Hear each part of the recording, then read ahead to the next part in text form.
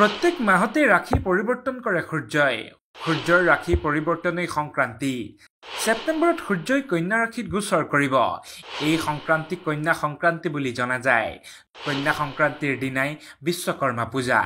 বৈদিক পঞ্জিকা অনুসৰি এইবাৰ 16 সেপ্টেম্বৰৰ বিয়লিৰ ভাগত অৰ্থাৎ 7:47 পাছত সূৰ্যই কন্যা ৰাশিত গোচৰ কৰিব।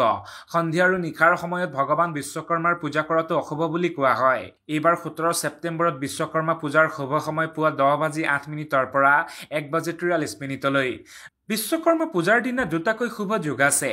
বিশ্বকৰ্মা পূজাৰ দিনা গঠিত বিস্ময়কৰ যোগৰ ফলত কোন তিনিটা ৰাশিৰ ধন সম্পত্তি বৃদ্ধি পাব। মেঘ ৰাশি।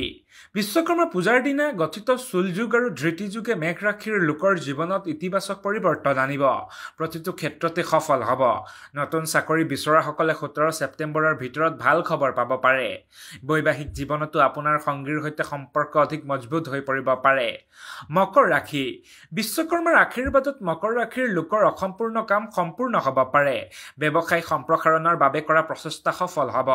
আগন্তুক সময়ত হয়তো অপৰিসীম ধন সম্পত্তি পাব। বৈবাহিক জীৱনত সুখ থাকিব।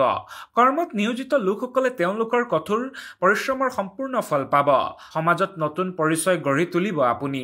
মীন ৰাশি। বিশ্বকৰ্মা পূজাৰ দিনা গঠিত চুল যুগ আৰু ধৃতি যুগ মীন ৰাশিৰ লোকৰ বাবে উপকাৰী বুলি প্ৰমাণিত হ'ব। যুৱক যুৱতীসকলৰ নিজৰ পচন্দৰ কোম্পানীৰ সৈতে কাম কৰাৰ সপোন পূৰণ হ'ব পাৰে। ব্যৱসায়ী আৰু দোকানীৰ আৰ্থিক অৱস্থা সুদৃঢ় হ'ব। ব্যৱসায়ীসকলে বিদেশী কোম্পানীৰ সৈতে কাম কৰিলে লাভজনক ফল পাব। প্ৰত্যেক মাহতে ৰাশি পৰিৱৰ্তন কৰে সূৰ্যই। সূৰ্যৰ ৰাশি পৰিৱৰ্তনেই সংক্ৰান্তি।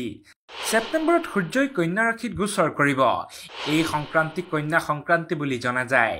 কন্যা সংক্ৰান্তিৰ দিনাই বিশ্বকৰ্মা পূজা। বৈদিক পঞ্জিকা অনুসৰি এইবাৰ 16 সেপ্টেম্বৰৰ বিয়লিৰ ভাগত অৰ্থাৎ 7:47 পাছত সূৰ্যই কন্যা ৰাশিত গোচৰ কৰিব। সন্ধিয়া আৰু নিশাৰ সময়ত ভগৱান বিশ্বকৰ্মাৰ পূজা কৰাটো অশুভ বুলি কোৱা হয়। এইবাৰ 17 সেপ্টেম্বৰত বিশ্বকৰ্মা পূজাৰ শুভ সময় পুৱা 10:08 পৰা 1:43 বিশ্বকৰ্মা পূজাৰ দিনা দুটাকৈ শুভ যোগ আছে। বিশ্বকৰ্মা পূজাৰ দিনা গঠিত বিস্ময়কৰ যোগৰ ফলত কোন তিনিটা ৰাশিৰ ধন সম্পত্তি বৃদ্ধি পাব। মেঘ ৰাশি। বিশ্বকৰ্মা পূজাৰ দিনা গঠিত চুল যুগ আৰু ধৃতি যুগে মেঘ ৰাশিৰ লোকৰ জীৱনত ইতিবাচক পৰিৱৰ্তন আনিব। প্ৰতিটো ক্ষেত্ৰতে সফল হ'ব। নতুন চাকৰি বিচৰাসকলে 17 সেপ্টেম্বৰৰ ভিতৰত ভাল খবৰ পাব পাৰে। বৈবাহিক জীৱনতো আপোনাৰ সংগীৰ সৈতে সম্পৰ্ক অধিক মজবুত হৈ পৰিব পাৰে। মকৰ ৰাশি। বিশ্বকৰ্মাৰ আশীৰ্বাদত মকৰ ৰাশিৰ লোকৰ অসম্পূৰ্ণ কাম সম্পূৰ্ণ হ'ব পাৰে। ব্যৱসায় সম্প্ৰসাৰণৰ বাবে কৰা প্ৰচেষ্টা সফল হ'ব।